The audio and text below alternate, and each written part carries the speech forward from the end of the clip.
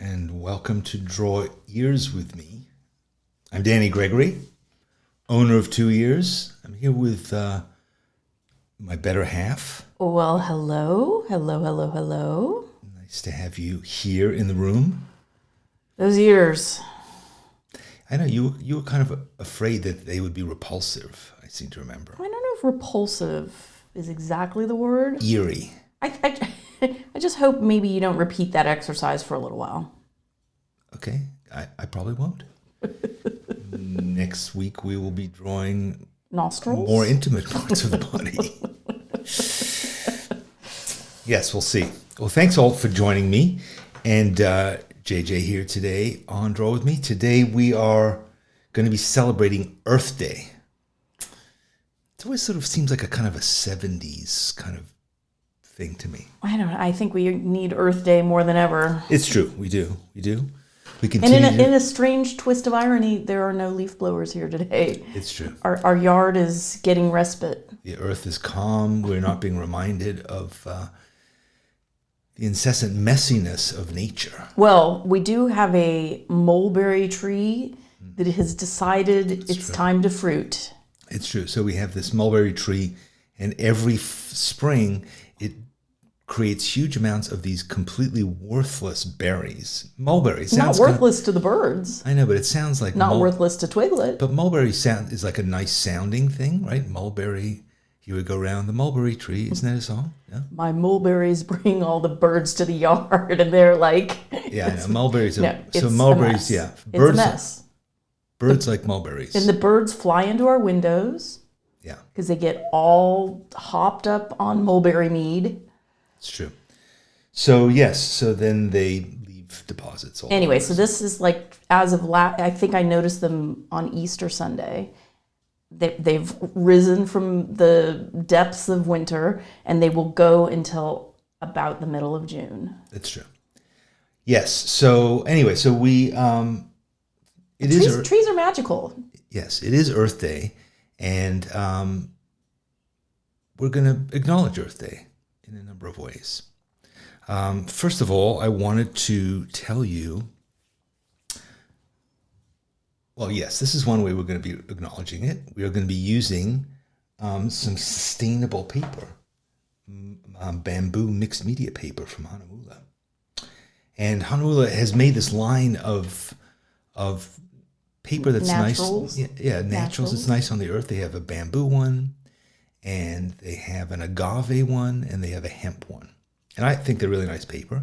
But I have to say, last week I was in Florida at this giant arts and crafts and art supplies trade show. There was a lot of talk about sustainability. There's a lot of ways in which making paper could be smarter. There are ways in which we can remove animals from the process. And also, I think packaging is another thing that they've been looking at and saying, how can we reduce the amount of packaging that tubes of paint come in and all those kinds of things. Oh, did you see this comment from Joey Sarna? This is awesome. In honor of Earth Day. Yes. Drawing on junk mail. Interesting idea. Yeah. Love that. Drawing on junk mail.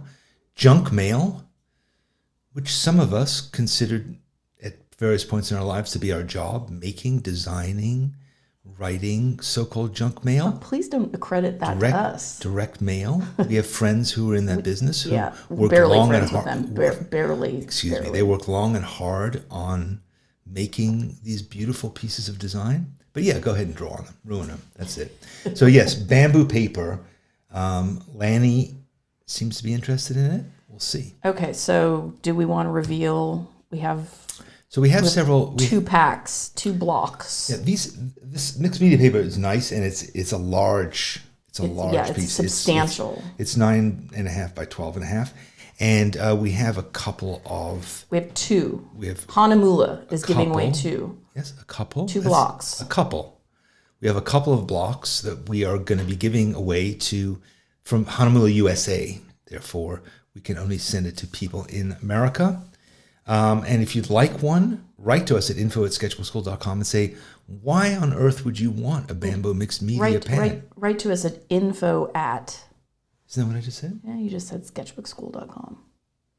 Anyway. Is this going to be one of those Yeah, days? it's going to be one of those days. Isn't that why you have me on here? To give you a hard time? No, actually I don't. It's info@sketchbookschool.com. Yeah, and please, I'm trying to spread the love around. So if you've won already this year, don't bother. Yes, Just don't exactly. bother. So this is just for people who haven't won, for losers, in effect.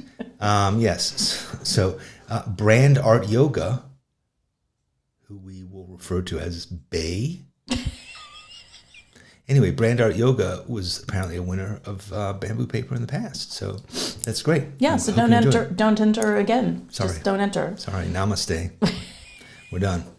Okay, so here we go. Did Lanny just show a hook? I think he did. I don't even know what that means. No, it wasn't. It was just somebody writing. I thought it was like a hook, like. Okay, well, let's move on. I think everybody knows how to enter the contest. So yes, so that is one thing that we will be doing. And another thing that we will be doing, and let me just get rid of this, is we'll be drawing a tree. Now, you may have a tree in your vicinity and you want to draw that tree. Kudos, that would be awesome. Failing that, if you're treeless or you're shut in and you don't have access to trees, I have uploaded a photograph of a tree, just in case that's something you can't come by. And as I've explained to you in the past, but I'll explain again, if you go to the community tab of our YouTube page, community tab is actually like a kind of a weird little blog that we keep on our YouTube channel.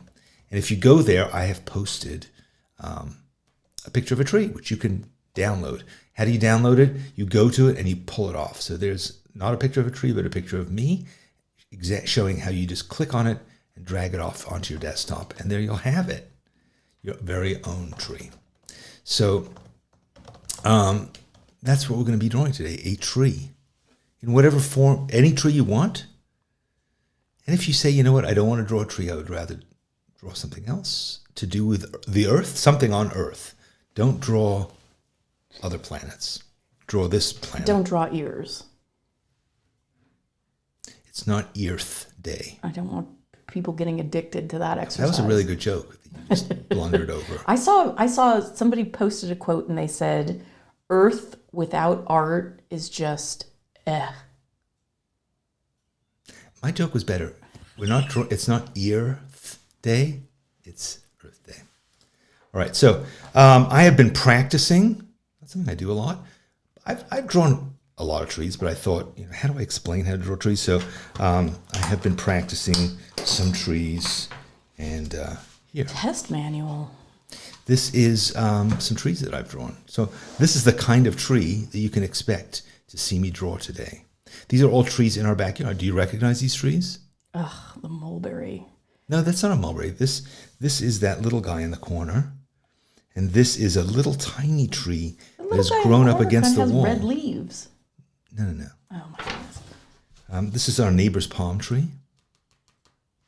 This is the mulberry tree, the offender, and you can see the edge. It's peering over the edge of our house. So as you can see, this is the edge of our house, and you can see that mulberry tree is right looming over us and cascading down mulberries. I should mention we have multiple mulberry trees. Do we do? Only one of them fruits. Where are the other ones? The other one is on the side yard.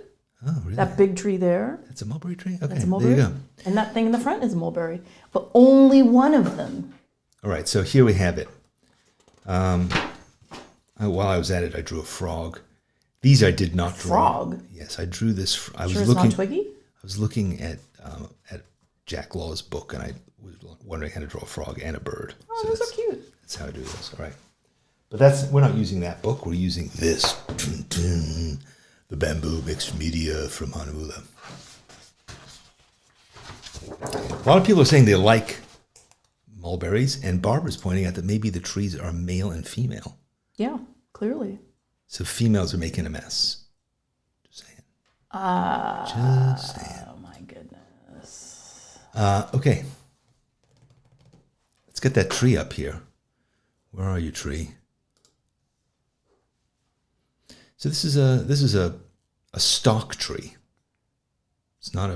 I Not remember a, one not a time tree we I went know. to Amsterdam, we sat in that Vondel Park, Yeah, and I think you drew a tree for like 2 hours. I drew a tree on my iPad. And that was when I discovered that public parks in Amsterdam, very popular places to go, don't have public restrooms.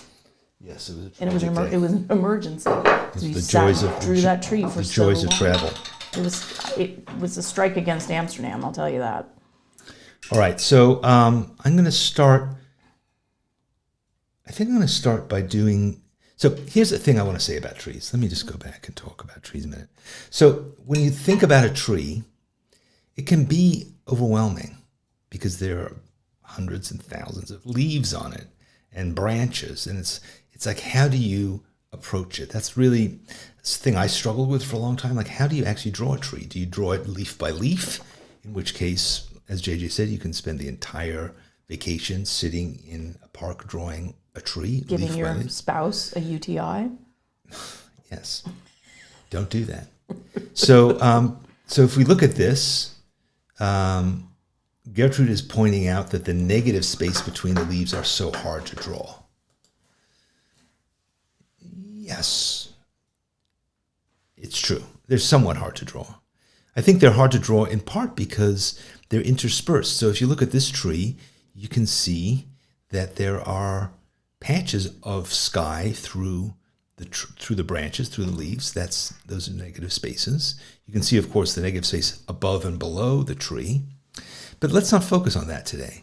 Let's think about a couple of other things. So let's think about the fact that a tree is three-dimensional and it is lit primarily from above. So it's a three-dimensional thing, and that's something we want to consider. Is there are leaves that are in the front, and there are leaves that are in the back. There are leaves that are illuminated from above and are light, and there's shadows that are cast down below. And then, of course, there are the branches, so, and the trunk. Now, for me, I would like to start not by drawing it from the ground up, but from the top down. Seriously? Wow. Yeah, so I want to consider the overall shape of the tree. So it's pretty quick to do it with just some watercolor. So let me just try and do that. And what I'm going to do is I'm just going to mix some kind of basic greens here. And I think I'm going to start with something lighter. So we can start with just sort of the general kind of shape of this tree, right? Don't worry too much at this point about like whether we're getting all the bits and pieces in. Just like look at this sort of overall, what is the overall kind of shape of it? And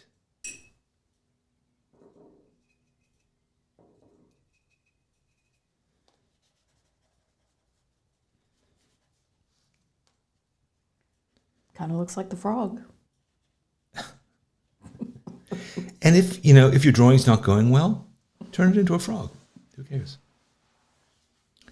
Frogs are part of Earth too.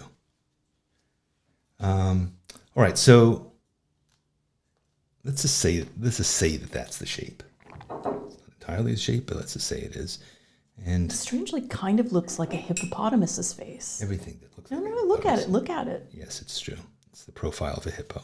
Again, if it doesn't look like a tree, you can turn it into something else.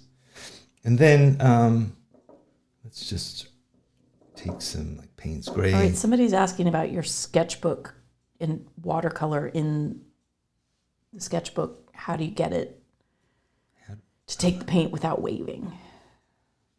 Sorry. What kind of sketchbook are you using? Well, I'm using the bamboo by No, Hahnemühle. in the practice sketchbook. Oh, I'm using a different Hahnemühle thing. There, I can't quite remember the name of it, but People are validating the hippo. I'm just wanting right. to point that out. You're distracting me.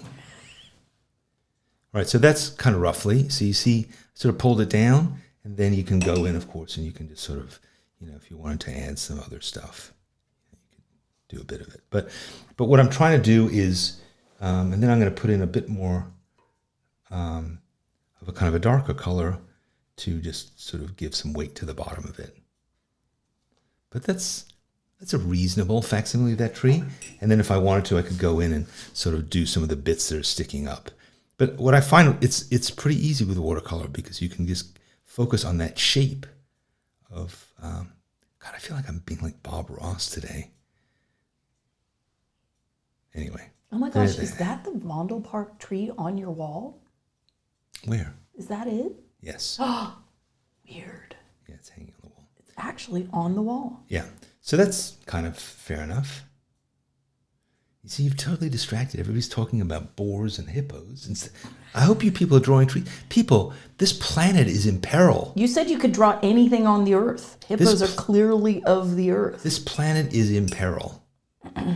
And we as artists need to do what we can to save it. Today, I'm trying in my meager way to help by drawing some trees, by drawing our attention to trees. I have an idea. Why don't you talk about one of our favorite books? Possibly one of the best books I've ever read, and we have recommended it to how many billions of people are on the planet now? I feel like we're always telling people to read it. It's called Lab Girl, and it's a memoir written by Hope Jaron. I'll put it in the. She's a biologist. So I don't want to interrupt you, but I hope you don't mind if I draw while you blather. So here's another thing. So that's one way of doing it. Here's another way that I've been trying to do it, which is, and I'm going to come back to this because I might want to bring a pencil into the story. A pencil? So here's another way of looking at this is to sort of find shapes within the leaves, to find kind of chunks of shape. Or is that, yeah, chunks of shape. So, and come up with some kind of way of making a mark that sort of feels kind of like what you're looking at, you know? So you're not drawing each individual leaf, but you are sort of trying to get the basics in. So you can just sort of do this kind of squiggledy thing if you want. Don't worry yet now about light and shade. Just sort of make stuff that fills in, that feels kind of leaf-like, right? It feels like chunks of leaves. Because that's really what we want, is we want to have these kind of groupings. Because that's the tree is made up of branches that have different sort of chunks, right? Let's get this mouse out of here. So yeah. So where's that big chunk? There's it is. And you know, so then you can create sort of an overall shape out of it. You can have the little squiggly bits that stick up.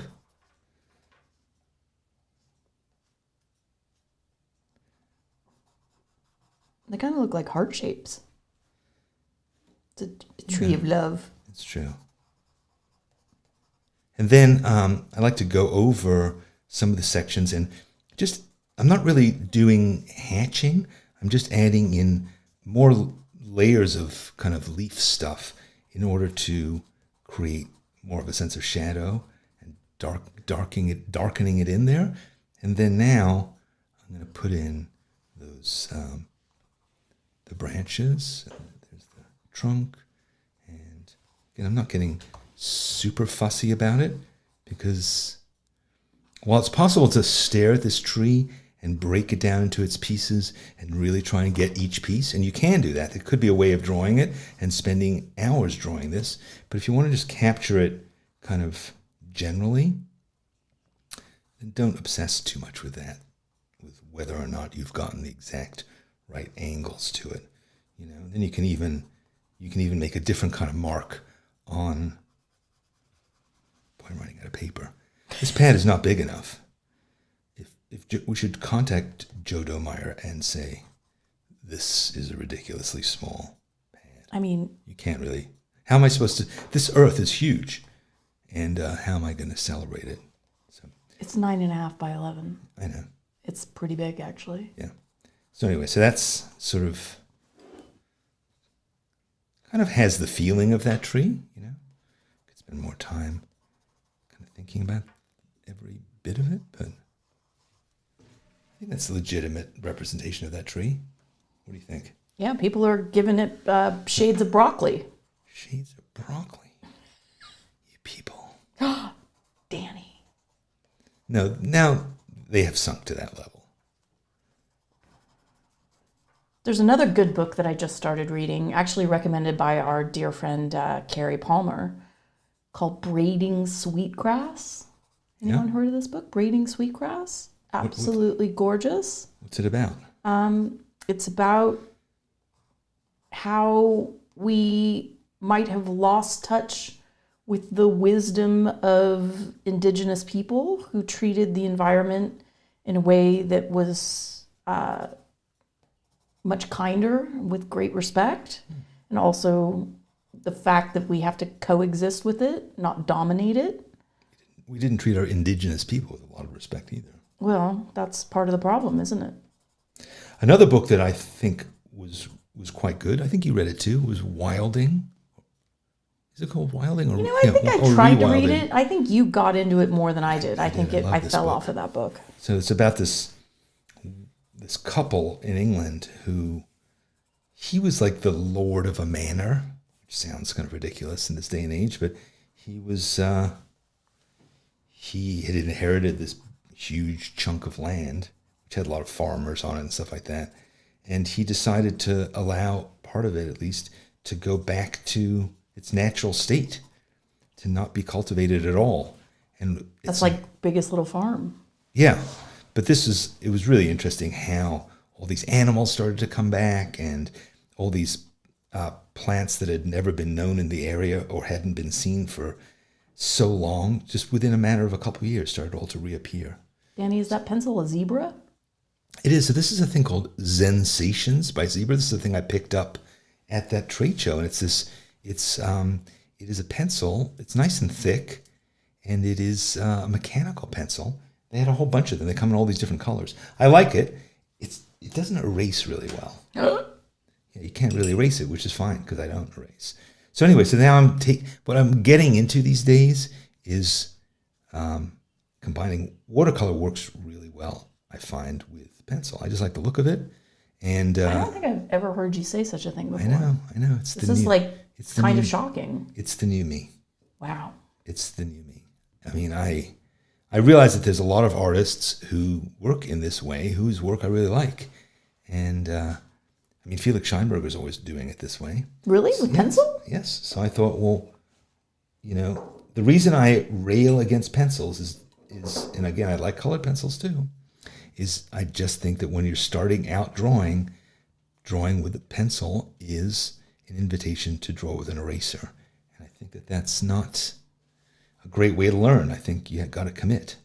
But when you've been drawing for as many hundreds of years as I have, what? Anyway, the trade show in Florida, Linda's asking. Linda, who's clearly an infrequent attendee of this show. Yeah. It's called NAMTA. And it's not open to the public. It's like in Orlando. And manufacturers go to get the if you go to our YouTube retailers channel, to buy their stuff. Yeah. If you go to our YouTube channel, you can see a video of me walking the way through it. Take Dramamine, perhaps, before you watch this video. Now. Easy. It is handheld in the style of early Martin Scorsese. It is, I think, a dramatic and powerful piece of filmmaking. Mm. Not for everybody. No. I mean, not for me. If you are not a sophisticated cinema goer, there is. You can always watch the Marvel channel.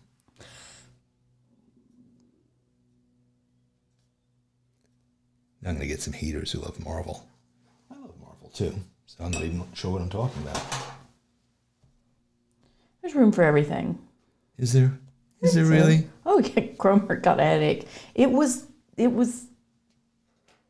were moments. It was like being at Disney World on Mr. Toad's Wild Ride. Well, we were in Orlando. Exactly. So anyway, I've run out of paper, but regular viewers of this program are used to me making not very good drawings, but I have to say I quite like this. What do you think? Yeah, I do too. I think it's pretty. I think I need to draw. I think it's very. It looks a lot like the tree in the reference, which when you were scribbling, I kind of doubted, but you pulled it off, brought it around in the end. So now we could go back to this one if we wanted, and we could ruin it by drawing on top of it. You're not gonna draw on top of it with a pencil, are you? Yeah. Oh my goodness. This is to show. Who are you? This is to show that, change is good. I mean. But unfortunately, you see this pencil does not really write well on semi-moist watercolor. So no, that's kind of it. Maybe you need a fine liner. I could always pull out a colored pencil. What about a watercolor pencil? That's what this is, but it's still kind of damp. So it's not great. You want me to get you a paper towel? No, thanks. It's starting to dry. So this is another way of doing it. Is this better than it was when it just had watercolor on? Probably not. But that's one of the lessons that we learn by failing dramatically in public while many people watch. They're used to it. Have you ever seen a grown man beat his wife with a broken pencil? Here we go. Okay, I think that. What do you think? Which is better? This one, right? The bottom one? I can't pick a winner. They're different. It's two different things. Yeah, different. I think you should pick that tree off the wall and show them that one you did on the because you did that on your iPad. I think it was literally 2 hours, but it is very good.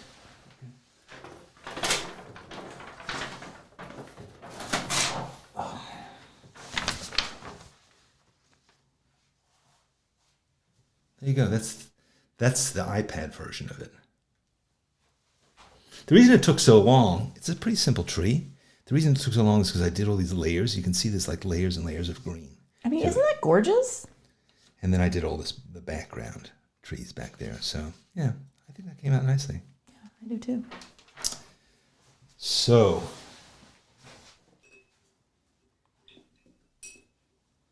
there's a Fran Cooper. All three are winners. That's a career politician right there. Why, thank you.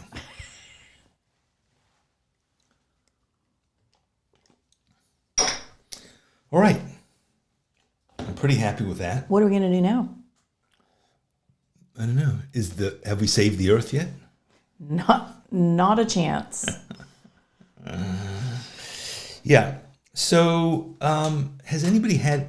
So, what do you think about trees? Drawing trees? Is it demystified? Have I demystified it? Should we talk about Hockney and his trees that he does in the various seasons? Yeah, that is nice. Does everyone know about that? I could go grab that sketch. Oh, I have a really good sketchbook. Can you just hold down the fort for a minute?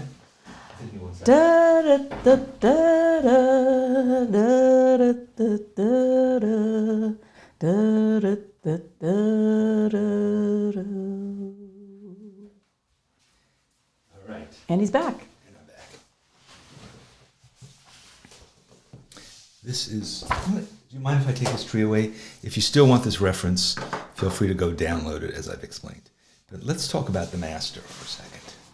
So this is Hockney's sketchbook. Hockney is originally from Yorkshire, and he lived in Los Angeles for a long time, but now he's in France. You know why he's in France? Because you can smoke there. I think there's something about that is heroic. Yeah, that's it's committed. It's commitment. It's commitment. But look at the different ways that he does this, right? So it's already gorgeous. Yeah. I mean, stop it. See this? This is like really fast. This is watercolor. So good. Yeah. So good.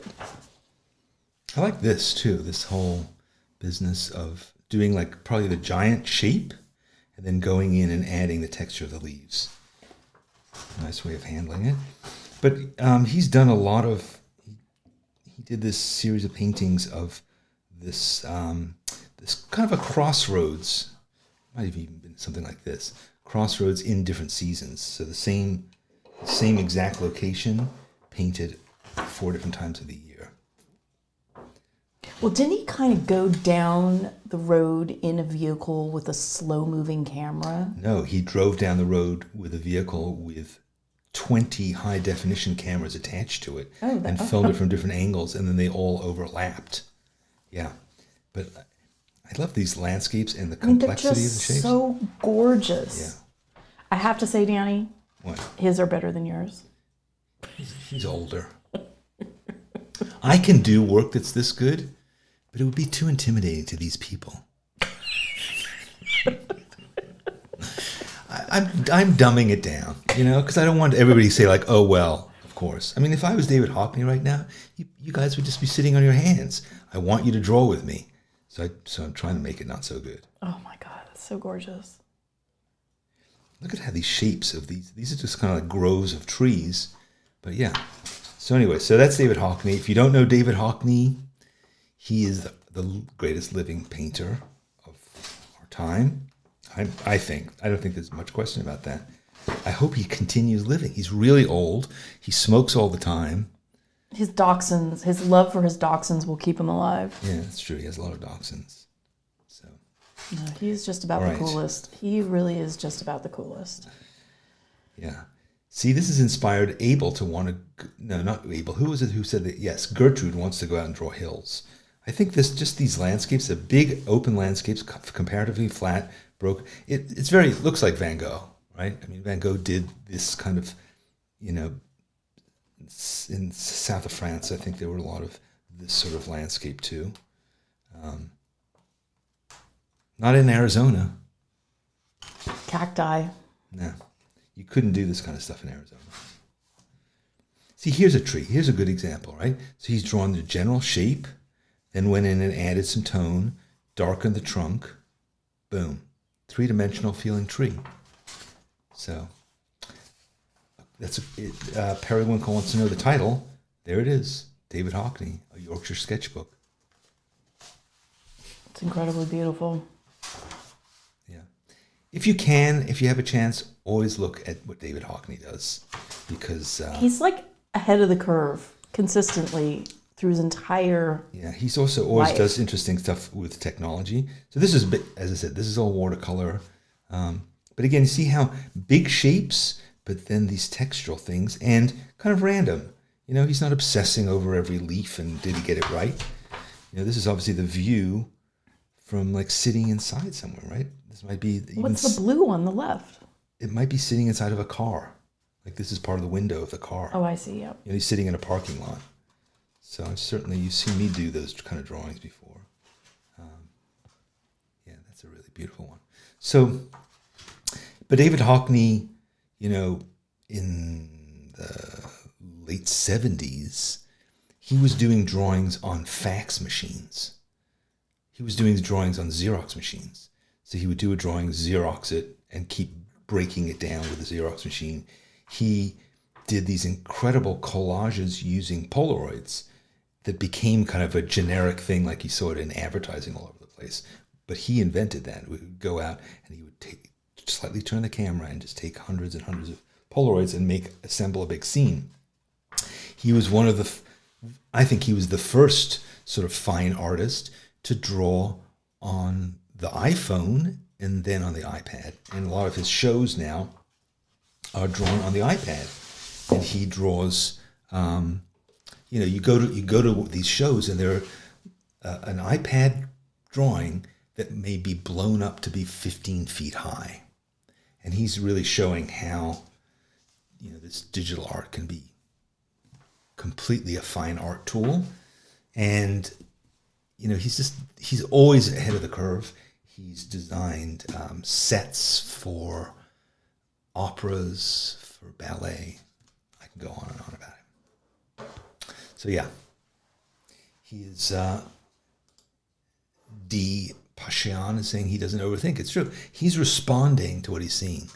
Boom. He's just knocking it out, the whole thing. And I've seen videos of him, and you can see these on YouTube, of him painting set up with like 2 giant canvases by the side of the road, each on its own easel, as he's painting a huge landscape really, really quickly. You can see him doing it. These giant canvases that seem like they could get blown away by the wind at any moment. And he's just responding really quickly to what he's seeing and to nature and everything around him. He's also, of course, an incredible portraitist. He paints beautiful pictures of dachshunds. So there's a huge amount to learn from him, and he's still around. So if you can get to see one of his shows, if it comes to your town, absolutely do whatever you can to see it. Remember, I flew to San Francisco to see his show, The Bigger Picture. It was really worth it. What are we going to do now? A lot of people talking about Ian Sidaway, people talking about David Gentleman. Yes, those are also big favorites of ours here at Sketchbook School. Ian Sidaway, of course, taught for us. David Gentleman didn't because he's dead. But there you have it. Danny. You think we should have invited him? I have to draw the line somewhere. We can only have the living as our instructors. All right. Okay, so that was fun. Fairly quick. Are we done? I think so. I enjoyed making these trees. I look forward to seeing yours. It was fairly quick. Yeah. Today. Yeah. I think you're. So all right. So you're trying Linda's to minimize me. feeling pressured to create digital art. By whom? Is she feeling pressured by you? I hope not, Linda, because honestly, I have no interest in pressuring you to make digital art. Digital art is just another tool. All this stuff, don't put it into categories. That's artists use tools. Artists have been at the forefront of technological development. The first use of films and cameras. As soon as a new technology comes out, artists jump on it. You play with it, you try it out. And if you spend enough time, I spent a lot of time just walking around with an iPad until I could draw that tree or whatever. Martina is nervous to buy I wouldn't buy a Wacom tablet. There's no reason to buy. I don't know. Is she gonna get some SideQuest discs to go with that? Yeah. That just feels like that's 20th century technology. Get an iPad, get Procreate, and work with that. There's no reason to get a Wacom. I don't know, unless you have some intense digital requirement for it. I don't know. We'll see. Gertrude is overwhelmed by the possibilities. No, but she got an iPad and it's amazing. Yeah. But yeah. I guess you could say I'm overwhelmed when I go into the art supply store and there's a gazillion brushes. Yeah, but just pick one and start using it. That's the whole point of all this stuff, is it's fun. We're here to play, to try stuff out. You can get 64 crayons in your box. You don't have to use all of them. Start with a couple, start layering them on. Eventually, it's not about being intimidated. It's not about doing it perfectly. Perfection is our enemy. It stops us, it stalls us, it stops us from beginning. It takes all the fun out of stuff. So don't try and do it perfectly. I sure don't. Just start making stuff. And there's, you can do it at any age. Like even Lisa Stewart's aged mother. I assume she's aged. Well, no, she's not. Is she? She's here. Isn't she here? Let's ask her. I was assuming that Lisa Stewart was aged too. Lisa Stewart is not aged. Okay. Speaking as a person who is aged, you can start doing it at any point. Look at me. I just started using a pencil. And I'm almost 90 years old. But I look good. That's the main thing. Think about how old the Earth is. Hey, this is my age now. So next week, yes, we're gonna have Cinco de Mayo. No, next week I have a plan. Oh, next week is Cinco de Mayo. Next week is Cinco de Mayo. So if you'd like to bring tequila, last year we drew tequila. Maybe we drew tequila on Cinco de Mayo. Yeah, no, next week is not. Dang. All right, so we've been having fun. We will continue having fun. I'm looking forward to your trees. And again, if you'd like that really nice sketchbook or pad, It's a block. It's a block. If you would like that block, let us know why, and we will more or less randomly pick a couple of people to get it. Not if you've won recently. Don't bother. Only losers need apply. And also, what else? My essays. Yeah, I wrote an essay about being old recently. It was something new. So yes, so feel free to get my essays, get my book. It's free. They're free. I work for free constantly for you. So yes, so go to dannysessays.com, sign up for it. I know you will. Art for All podcast is me and John Muirlaws sitting around talking about art and science and nature and our brains and all that kind of stuff. And I have fun. I've been listening to it recently. You've occasionally, I made you listen to it in the car the other day.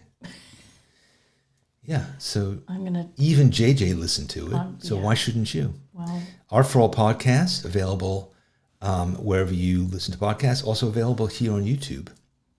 We record the video of us recording the podcast. Finally, hashtag SBS Draw with me. Please share your tree, and then we can share it at the beginning of next week's episode. You just need to put it on social media, on Instagram. I mean, you can email it to info@ if you really don't do social. What? You can. Okay, I didn't know that. I've been actively discouraging people from doing that. But yeah, email it to JJ and she'll figure it out. You can email it to info@sketchbookschool.com. You can post it. Or you can put it on the schoolyard. Optimal. Why is that the best? Why is putting it in the schoolyard the best choice? I'll tell you why. Because the schoolyard is our online community of artists. Facebook, it's filled with ne'er-do-wells, miscreants. Oh my goodness. You know you're troublemakers. You're broadcasting this on Facebook, right? Sorry. If let's have a positive spin on all of this stuff. Facebook is awesome. Schoolyard is even better. Imagine the schoolyard, but without the less awesome aspects of it. That's the schoolyard, full of artists all sharing stuff. And all right, let's wrap this up before you say anything incendiary. Well, I've been doing it for 44 minutes and 47 seconds. But yes, if you'd like to join the schoolyard, just be a Sketchbook School student. Pretty easy. And if you'd like to subscribe to this channel, just click right underneath where it says subscribe. You'll see a button. You'll see a little logo there. Just click on that and you'll be subscribed to it. What happens is if you're subscribed to it, you'll be notified of when we do another draw with me. You'll be notified of when I share the reference photo.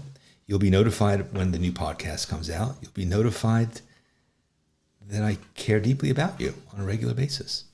So it's really not much trouble.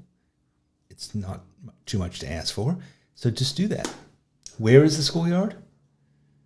The schoolyard is on the World Wide Web. Any person who's ever made a purchase from Sketchbook School, any single purchase gets an invitation to the schoolyard. Yeah, so you've been invited. If Betsy and Lisa, if you've never taken a class at Sketchbook School, then maybe that's not an option for you because it's really only for my gosh. Wrap it up, please. You're just digging yourself in over it. Don't say you people. Don't say it. I love you people, and especially those of you who are in the schoolyard. Look, if you're not in the schoolyard, don't worry about it. Just put it on Facebook, put it on Draw with me, email it to us. Please, just wrap it up. Thank you all. Thanks, everyone. Thank you, Rosalie, Whitney. See you next week on Not Adriana, Cinco de Mayo. Gen C. All right. Goodbye.